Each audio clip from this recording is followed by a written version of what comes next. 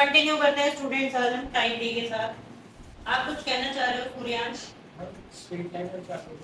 Type D straight line के and होते ही हम शुरू कर देंगे। टाइप डी पहले सीख लेते हैं क्या होती है।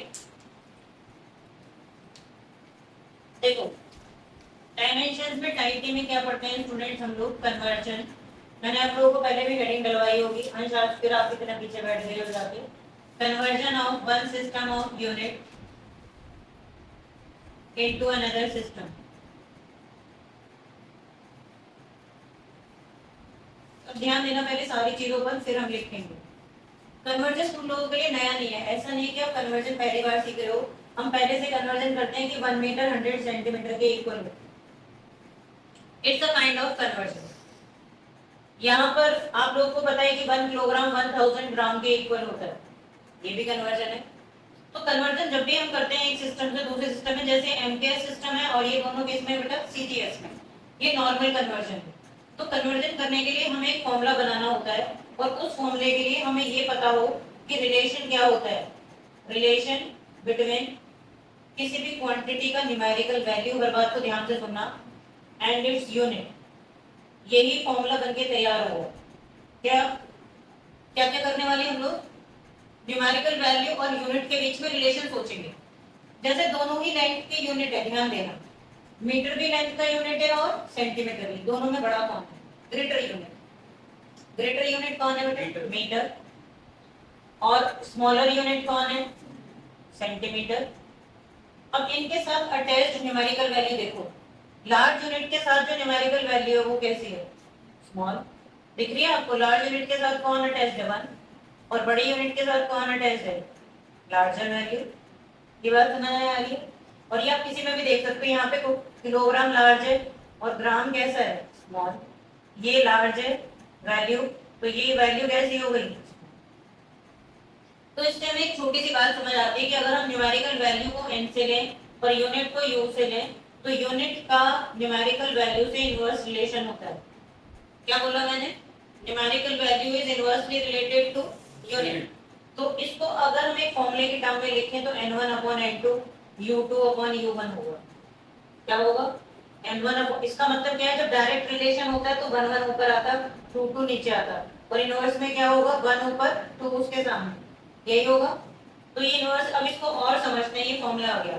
तो यहाँ n2 एक नया वैल्यू होगा जिसको अगर हम क्रॉस मल्टीप्लाई करके निकालें तो ये कुछ ऐसे बन जाएगा, n1 × u1/u2। ये फॉर्मूला बन गया आप लोगों के साथ। यहाँ पर हम समझाते हैं कि ये क्या होता है। जितने भी 1 होते हैं, 1 जहाँ होंगे, 1 जो होंगे वो ओल्ड सिस्टम को रिप्रेजेंट करेंगे, और जहाँ भी 2 होगा बेटा वो किसको रिप्रेजेंट करेगा? न्यू सिस्टम को, राइट। ओल्ड सिस्टम कौन होता है?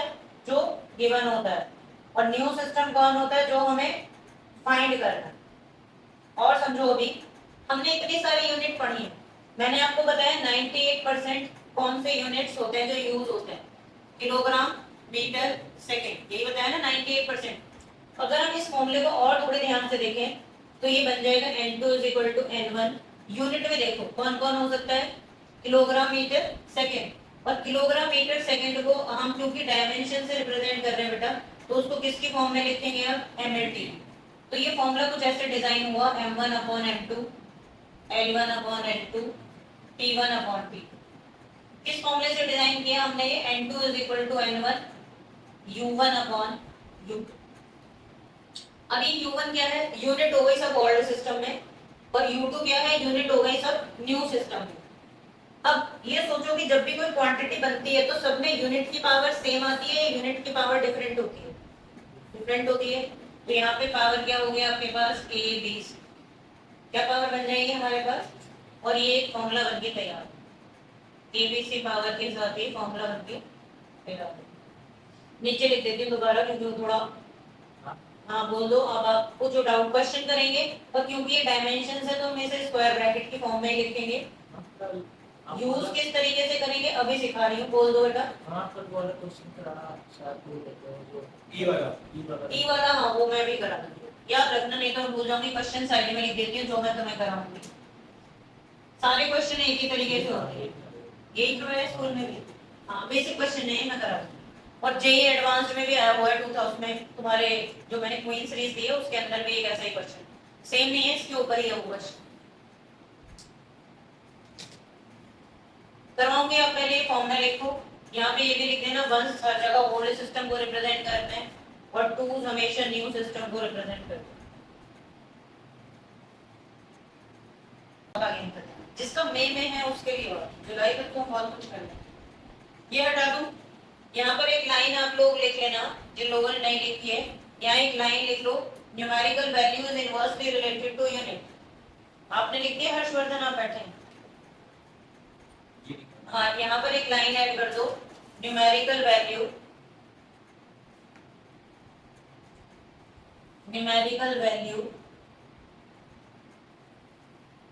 is inversely related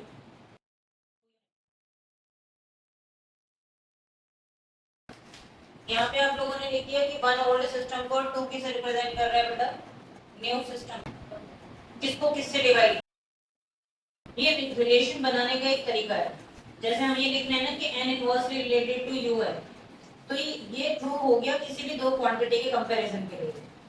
तो उसमें दो क्वांटिटी अगर n1 n2 है तो यूनिट से उल्टा रिलेटेड होंगे, जिसकी न्यूमेरिकल वैल्यू ज्यादा यूनिट छोटी होगी, जिसकी न्यूमेरिकल वैल्यू कम यूनिट बड़ी होगी। ये चीज शो की गई है इस रिलेशन से। टाइप डी का पहला क्वेश्चन करने से पहले मैं तुम्हें एक बेसिक क्वेश्चन करके बता दूं, वो तुम्हें करना। फिर देखो, कन्वर्जन तो सिंपल होता है, लेकिन क्वेश्चन में कंडीशन की वजह से उसमें तुम्हें कुछ स्टेप्स फॉलो करने पड़ते हैं। तो जो स्टेप मैं बता रही हूँ वो तुम हर क्वेश्चन में अप्लाई करना। सुनो, जैसे बेसिक क्वेश्चन मैं आप लोगों के लिए ले रही हूँ, कन्वर्ट, ध्यान इधर देंगे सारे स्टूडेंट्स, कन्वर्ट 5 मीटर पर second into convert 18 kilometre per hour. एक ऐसा क्वेश्चन ले लीजिए जो आप जानते हो, इनटू मीटर पर सेकेंड। ये सबको आता है। मीटर किलोमीटर पर आवर को हम किस में चेंज कर सकते हैं, मीटर पर सेकेंड में, और मैथमेटिकली आपको पता है कि हम किससे मल्टीप्लाई कर देते हैं, 5/18 से, और आंसर क्या आ जाएगा 5, एक सेकंड में। लेकिन वो बोलेगा यूजिंग डायमेंशंस। क्या बोलेगा बेटा, यूजिंग डायमेंशंस। और डायमेंशंस का मतलब है कि आप डायरेक्ट करोगे तो मार्क्स नहीं मिलेंगे, तो फिर कैसे करना है, तो वही स्टेप मैं बता रही हूँ जो हर एक क्वेश्चन में यूज होंगे, आप इससे समझ लो बस। मैंने इसलिए बहुत सिंपल सा छोटा सा एग्जांपल लिया। तो सबसे पहले हम लोगों को जो गिवन होगा, अब यहाँ से शुरुआत होगा। गिवन क्या है हमारे पास, क्वांटिटी पहचानो, चाहे वो किलोमीटर पर आवर है, मीटर पर सेकंड है, वेलोसिटी या स्पीड की बात कर रहा है, बोलो हाँ या ना, वेलोसिटी या स्पीड। तो एक तो आप इसे ऐसे लिखेंगे 18 किलोमीटर पर आवर, और ये कौन होगा, मीटर पर सेकंड। आपको क्या करना है, 18 किलोमीटर पर आवर को किसमें कन्वर्ट करना है, अपने लिए ऐसे लिख के रख लोगे आप, मीटर पर सेकंड। कितना होगा हमें नहीं पता। अब सबसे पहले जो न्यूमेरिकल वैल्यू वो n1 होगा, तो हमारे पास ये ओल्ड सिस्टम हो गया बेटा, जो गिवन है वो कौन हो गया, ओल्ड, और जो फाइंड करना है वो कौन हो गया, न्यू। अब इसमें n1 तुम्हारे पास कितना आ जाएगा 18, और यहाँ से n2 की वैल्यू आपको फाइंड करनी। दूसरा स्टेप होगा, आप डायमेंशन लिखोगे।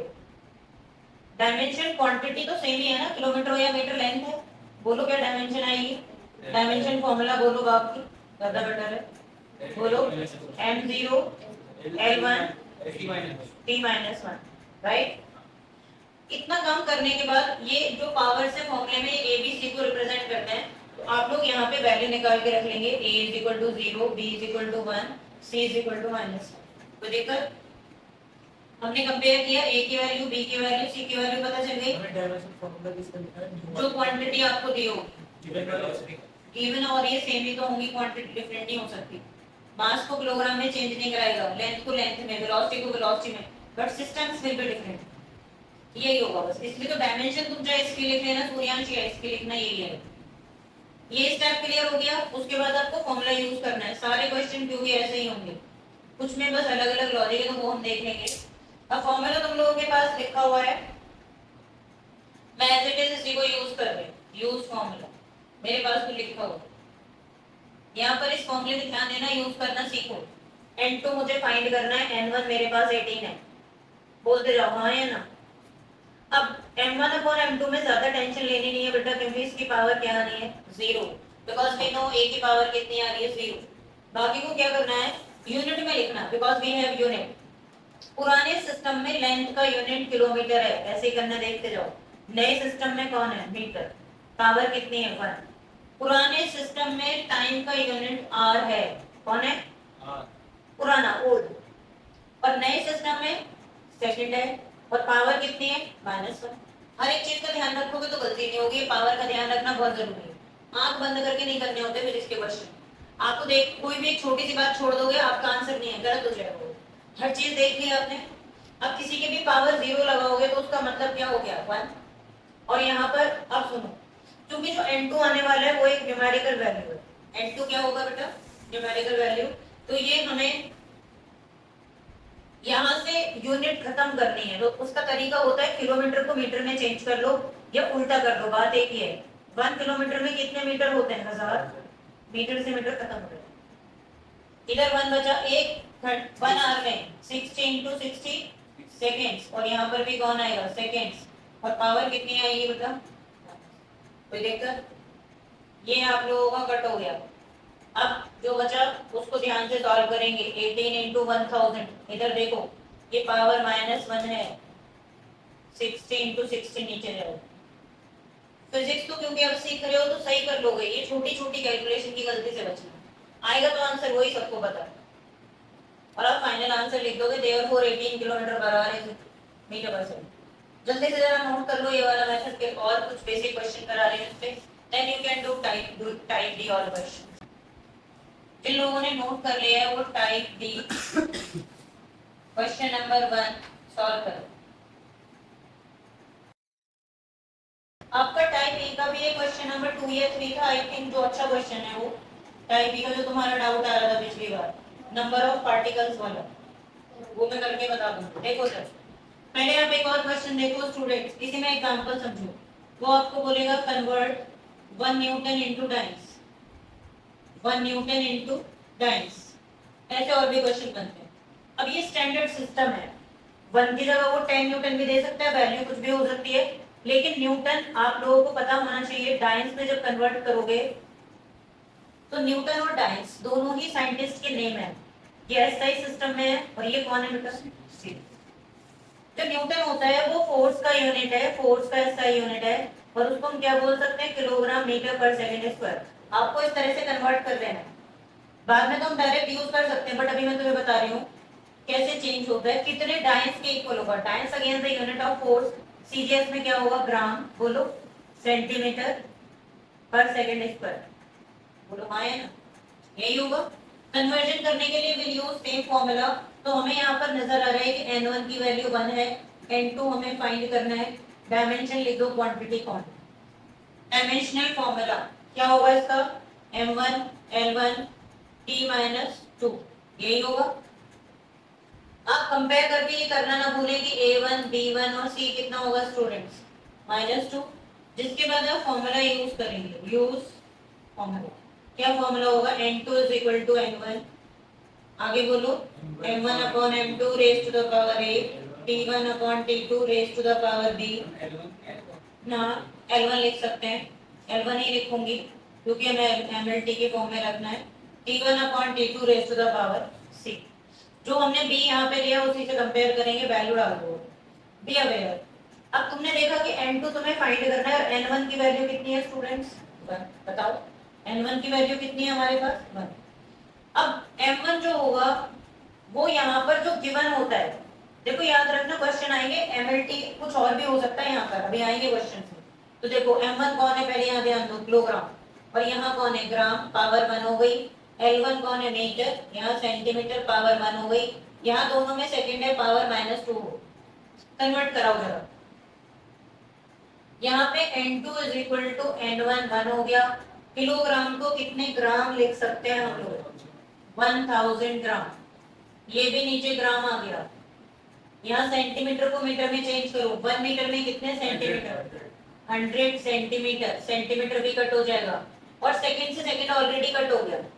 तो 1 की पावर चाहे जो भी आ जाए पॉजिटिव या negative, it will make no difference in the result, right. आपके पास फाइनली क्या बना बेटा 1000 × 100 n2 कितना। अब ये एक स्टैंडर्ड फॉर्मूला हमेशा के लिए वैल्यू याद रखोगे कि जो 1 न्यूटन होता है, ये क्वेश्चंस में हम यूज करेंगे 10⁵ कंपटीशन हो या स्कूल लेवल एग्जाम, उसमें रिजल्ट गिनते। एक रिजल्ट भी पता किया है हमने और तरीका भी सीखा, डू फास्ट। अब देखो इसी क्वेश्चन में मैं थोड़ा सा चेंज करके एक नया आप लोगों को टर्म बता सकती हूँ। इसमें वो बोलेगा कन्वर्ट 1 जूल इनटू अर्ग्स। अर्ग या अर्ज भी प्रोनाउंस करते हैं इसको, कन्वर्ट दोनों साइंटिस्ट के नेम। कन्वर्ट 1 जूल इनटू अर्ज। अब ये क्या है, joule is the SI unit of energy work, और आपको बताइए क्या होता है बेटा इसमें, किलो में क्या होता है, किलोग्राम मीटर स्क्वायर, तो ये क्या होगा ग्राम सेंटीमीटर स्क्वायर, और ये सीजीएस में एनर्जी का स्तर है। तो मेरे लिए तो स्लाइड चेंज करके काम हो जाएगा। यहाँ पे आप देख सकते हो यहाँ पावर 2 आएगी, जिसकी वजह से यहाँ पावर 2 होगी तो एक और 100 आ जाएगा, और एक और 100 आने से क्या आ जाएगा 7, and you will get an important result कि 1 जूल कितने अर्ब्स के इक्वल होता है बेटा 7। डू फास्ट, हिंट लिख लो अपने आप कर लेना, ये यहाँ तक हिंट लिख लो, मेरे लिए तो इजी था, आप उसमें चेंज मत कर। फाइनल रिजल्ट बस आप लिख देंगे। ये एक एक्स्ट्रा क्वेश्चन करके हम कर लेते हैं, फाइंड डायमेंशन ऑफ अल्फा, कुछ भी दे सकता है वो, in given equation where P pressure को रिप्रेजेंट कर रहा है, वो पावर भी दे सकता है, मैं अपनी तरफ से ऐसे ही ले रही हूँ, पी नॉट इनिशियल प्रेशर, और टी को क्या बोलेगा बेटा वो टाइम है, सपोज टी को क्या बोला उसने time, and the question is to find the dimension of alpha. तो ध्यान देना, अब मैं इनको सॉल्व करने का तरीका बता रही हूँ। सॉल्व करने के लिए आप लोगों को जो इक्वेशन दी हुई है p is equal to P naught e raise to the power minus alpha t square, कुछ चीजें सोचनी है जो मेरे साथ ध्यान दो। मैंने अभी बताया कि P और P नॉट दोनों प्रेशर हैं, इज इक्वल टू का साइन लगा हुआ है, वो क्या बताता है कि लेफ्ट और राइट साइड के डायमेंशन इक्वल हैं। प्रिंसिपल ऑफ होमोजेनिटी से इक्वेशन तभी करेक्ट होगी जब लेफ्ट और राइट साइड के डायमेंशन सेम होंगे। तो उसमें मैंने देखा कि प्रेशर होने से तो ये दोनों डायमेंशन सेम आ गए, और ये इक्वेशन तभी करेक्ट हो सकती है जब इस क्वांटिटी का कोई डायमेंशन ना हो। पहले ये बात जज करो, ऐसी तो दिमाग लगाएंगे ना। जब हमें पता है कि ये इक्वेशन करेक्ट है और ये दोनों प्रेशर हैं तो इनका डायमेंशन तो सेम होगा, तो इसका मतलब बची हुई क्वांटिटी का कोई डायमेंशन नहीं आना चाहिए, वो डायमेंशन लेस होगी।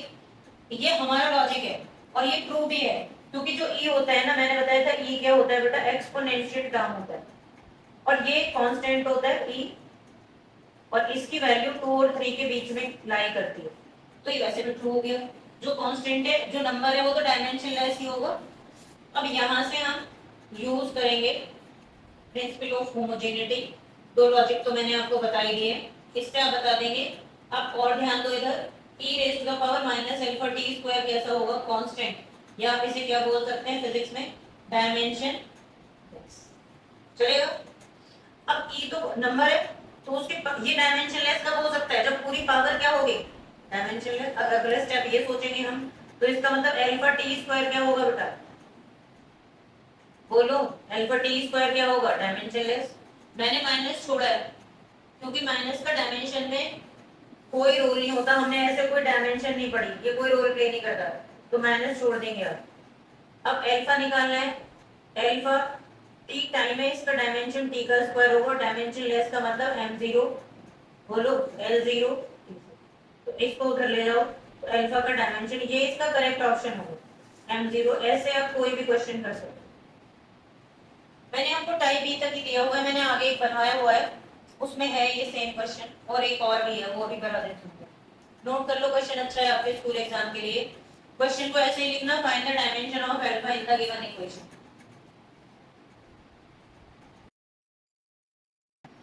अब तक तुमने सीरीज स्टार्ट ही की है, तो एक क्वेश्चन मैं और पूछ रही हूँ आपसे, find the dimension of A and be in the following equation.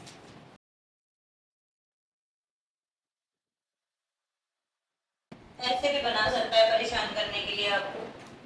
अब मुझे जज करके बताओ तुम क्या क्या देख पा रहे हो। देखो जब चीज समझ आती है तो क्वेश्चन आंखों में हो जाता है, पेन से लिखने की भी जरूरत नहीं पड़ती।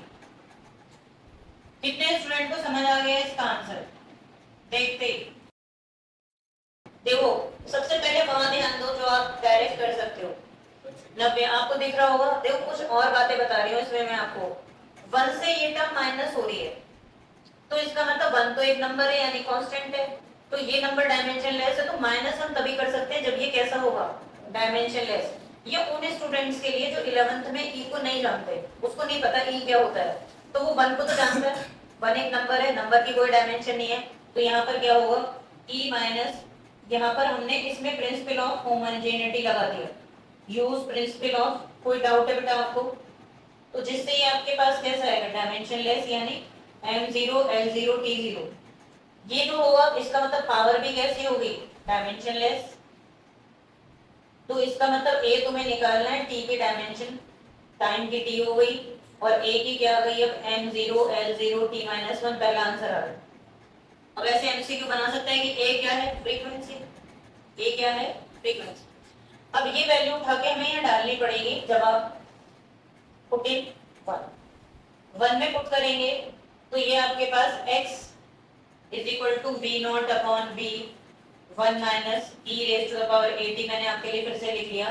तो x तो l हो गया, b नॉट हमें उसने वेलोसिटी दी है तो क्या आएगा बेटा lt माइनस 1, और ये कौन आ गया b, ठीक है।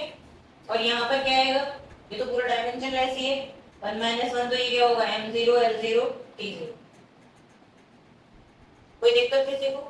अब आप b निकालोगे तो इसको उधर ले जाओ, तो b इज इक्वल टू क्या आ गया t-1, तो दोनों की डायमेंशन सेम आ गई, ये भी कट हो गया और आपके पास क्या आ गया। ये चांस की बात है, कुछ भी आ सकती है डायमेंशन। नेक्स्ट लिखो, क्लियर हो गई अब ये कंसेप्ट? तो इसमें ट्रिग्नोमेट्री वाला फंक्शन और करा दूं मैं एक, फिर हम आगे चलते हैं, क्योंकि ट्रिग्नोमेट्री वाला साइन कॉस मैंने डिस्कस नहीं किया है, वो भी कर लेते हैं।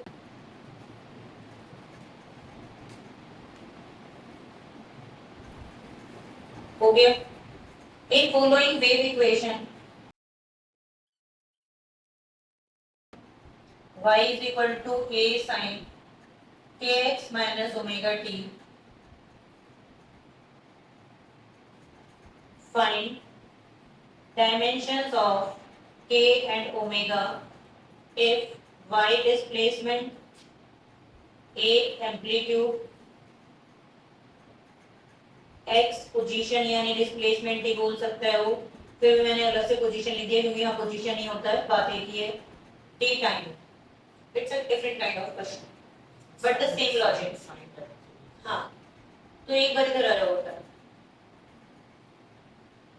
इस क्वेश्चन में आप एक नया ट्रिग्नोमेट्रिक फंक्शन साइन इंट्रोड्यूस हुआ है, साइन एक एंगल है, ठीक है, और एंगल के साथ जो भी वैल्यू होगी थीटा वो डायमेंशन लेस होती है, पहले से भी पता है कि एंगल क्या होता है बेटा, डायमेंशन लेस, और यूनिट इसकी रेडियन होती है, ऐसा ही है। लेकिन यहाँ हम लॉजिकली सोचेंगे, y भी डिस्प्लेसमेंट है और ये एम्पलीट्यूड है, तो दोनों मीटर मीटर हो गए, ये तो बैलेंस हो रही है ना इक्वेशन, इधर भी मीटर इधर भी मीटर, इसका मतलब ये दोनों, ये वाली पूरी क्वांटिटी कैसी होगी, डायमेंशन लेस। या तो आप ऐसे सोच के लिख सकते हो, या फिर थीटा जो होगा वो भी क्या होगा, डायमेंशन लेस। बोलो दोनों बातें समझ आ रही है? मीटर मीटर से बैलेंस होने की वजह से भी ये डायमेंशन लेस है, तो यूज क्या करेंगे, principle of homogeneity. Principle of homogeneity क्या होता है, जो आपके पास दो क्वांटिटी आपस में माइनस हो रही है, साइन के एक्स माइनस ओमेगा टी, पहले ये लिख दोगे, कैसा होगा बेटा, डायमेंशन लेस। अब प्रिंसिपल ऑफ होमोजेनिटी ये बताता है कि दोनों क्वांटिटी तभी माइनस हो सकती हैं जब उनकी डायमेंशन कैसी होंगी, सेम।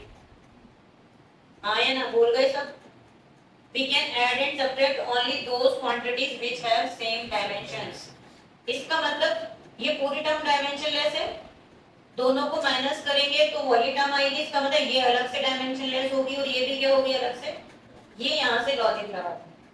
Therefore ओमेगा kx भी कैसा होगा, डायमेंशन लेस, और डायमेंशन लेस का मतलब क्या होगा, m0 l0 t0, तो k की डायमेंशन तुम्हें निकालनी है, ये l हो गई, तो तुम्हारा पहला फाइनल आंसर क्या आ जाएगा, l माइनस। चलेगा? अगेन दूसरा कंपैरिजन करोगे, ओमेगा टी डायमेंशन लेस होगा और ओमेगा टी तुम्हें निकालना है, ओमेगा ये क्या हो गया बेटा, m0 l0। मैं समझती हूँ क्लियर हुआ होगा, ये ज्यादातर ऑप्शंस में आ रहा है। ये क्वेश्चन दे देगा, बोलेगा इनके डायमेंशन लिखो, एक ऑप्शन होता है ये, और कम एक साथ एक एक में दो दो डायमेंशन देता है। करो।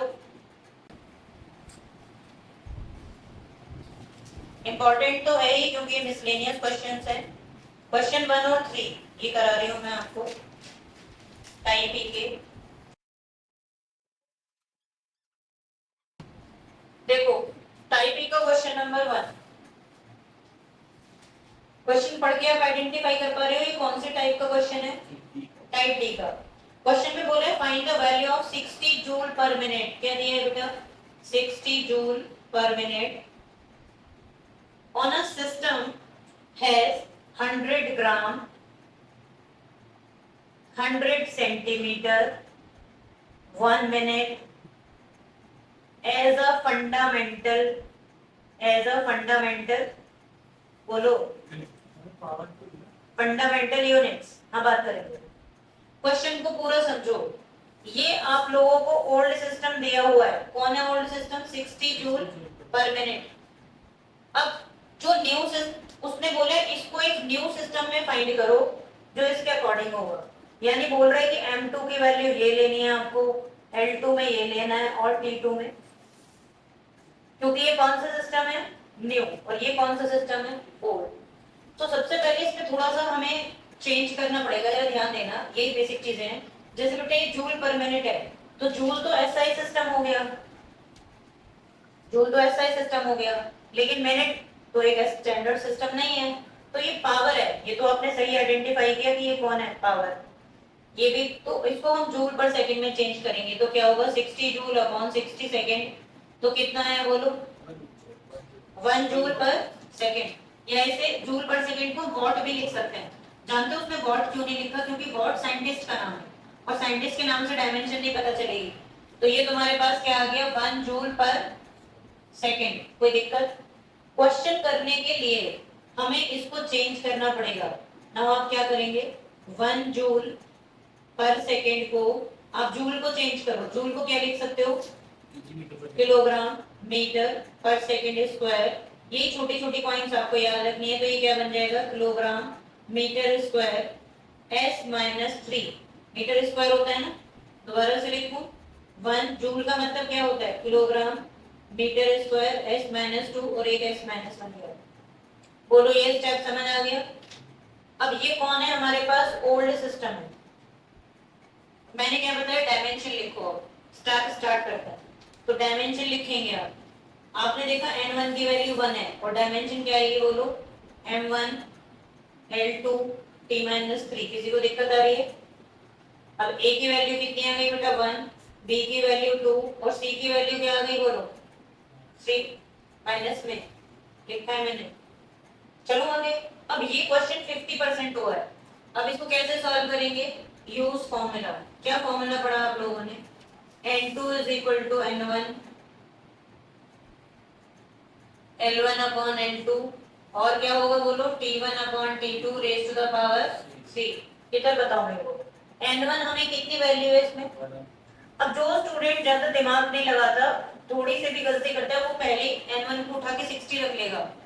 अब उसने कोई गलती थोड़ी की है, लेकिन उसने ये नहीं देखा कि ये मिनट में, बस ये फिजिक्स है। अब अगर ये मैथ्स होता तो हम 60 ही लेते हैं। अब लग गया लॉजिक। अगर तुमने ये तो जूल का मतलब यहाँ सेकंड आएगा और तुमने मिनट को सेकंड में चेंज नहीं किया तो तुम्हारा क्वेश्चन ऑटोमेटिकली गलत हो जाएगा। तो ये एडिशनली चीजें तुम्हें सोच के चलनी पड़ेगी, पहले ही करके रखना पड़ेगा। ये नहीं कि उठा के सीधा यहाँ से रख दोगे। अब मैं वैल्यू पुट कर रही हूँ। देखो इसमें भी सीखो। ओल्ड सिस्टम में किलोग्राम है और नए सिस्टम में 100 ग्राम है। कौन है बेटा?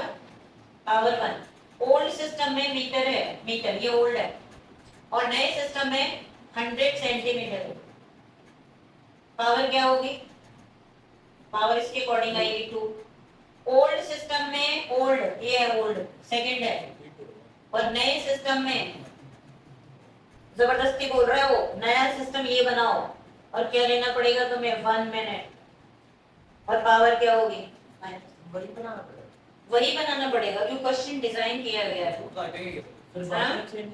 हाँ जी अब करेंगे ना, नंबर नहीं आंसर अब आएगा। जब तक चेंज नहीं करोगे आंसर नहीं आएगा। सिस्टम ये डिजाइन है ना, तो एज इट इज लिख दिया, अब चेंज करो। आप सोचोगे ये जो स्ट्रिक्ट सिस्टम उसने दिया हुआ है, इस स्ट्रिक्ट सिस्टम को तुम पहले चेंज कर लो तो तुम यहाँ 60 सेकंड लिखोगे, तो कोई बात है हम यहाँ लिख लेंगे। बट चेंज करना पड़ेगा अब यहाँ पे वैल्यू निकालने के लिए। तो जो सिस्टम को फॉलो करने के लिए बोल रहे हैं नए वाले में वो फॉलो करेंगे, पुराने को हम मैनेज करेंगे और वैल्यू निकालो जरा। बताओ क्या करूं, 1 किलोग्राम में क्या होगा, ग्राम कट हो गया, पावर कितनी आ गई बेटा 1। यहाँ देखो मीटर में कितने सेंटीमीटर होंगे, हाँ 100 है, सॉरी ये हो गए 100 सेंटीमीटर, पावर कितनी हो गई 2, ये तो पूरा ही गया। और 1 मिनट में कितने सेकंड होते हैं, कोई नहीं बोला, 1 मिनट में कितने सेकंड होते हैं 60, तो सेकंड से सेकंड गया, पावर कितनी आ गई। अब मैथ्स लगाओ, ये देखो बच्चा यहाँ पे 1000, यहाँ पे 1, हाँ सॉरी सॉरी, लो यहाँ पे 1 और यहाँ पे क्या बचेगा, ये 60 ऊपर चला जाएगा, देख लो -3, 1/60 है ना ये, तो ये क्या हो जाएगा 60 इंटू 60 इंटू 60, बट न्यूमरेटर में होगा, हाँ यही है वो 6 वाली चीजें जो हमें याद करनी है। ये गया और आंसर आ गया 216, देखना यही आंसर प्रिंटेड है। और आंसर लिखने का तरीका देखो, यहाँ लिखते हैं कि न्यू यूनिट्स या न्यू सिस्टम, नहीं न्यू यूनिट्स ऑफ सिस्टम, हम बताइए वो यूनिट थोड़ी, वो तो एक सिस्टम डिजाइन है, तो न्यू सिस्टम लिख के छोड़ो। बनाओ फटाफट, ये क्वेश्चन आता है स्कूल्स में, मैं जो क्वेश्चन आपको दे रही हूँ वो सब इंपॉर्टेंट वाले ही हैं, तो ये टाइप ए का पहला क्वेश्चन इंपॉर्टेंट। जब उस सिस्टम की यूनिट्स लेके बना रहे तो उसी में तो आएगा आंसर। अरे तो वो सिस्टम कुछ है ही नहीं ना बेटा, अच्छा मतलब क्या लिखेंगे यहाँ 100 किलोग्राम 100 सेंटीमीटर 1 मिनट, इसलिए इसे न्यू सिस्टम लिख के छोड़ते हैं, new units, in new units.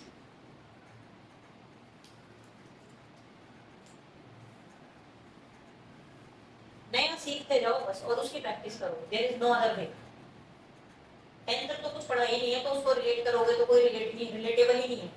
These are new things, तो उन्हें एक्सेप्ट करना है और प्रैक्टिस करनी है, एक्सेप्ट करना है प्रैक्टिस करनी है, यही तरीका है। नहीं तो 6 महीने तक तो फिर तुम मुझे ही रहोगे कि ऐसा क्यों कर रहे हैं, ये नहीं सोचना, बस क्या करना है समझो मुझसे और शुरुआत कर दो।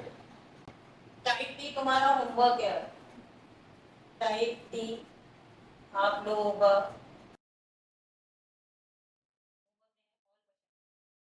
चैप्टर ये पार्ट ओवर हो गया। अब बस डाउट्स वगैरह सब हम अलग से लेंगे 1 या 2 क्लास के बाद। अभी मैं सिग्निफिकेंट डिजिट्स आपको पढ़ाऊंगी, फिर हम लोग स्ट्रेट लाइन शुरू कर देंगे। थैंक यू बेटा।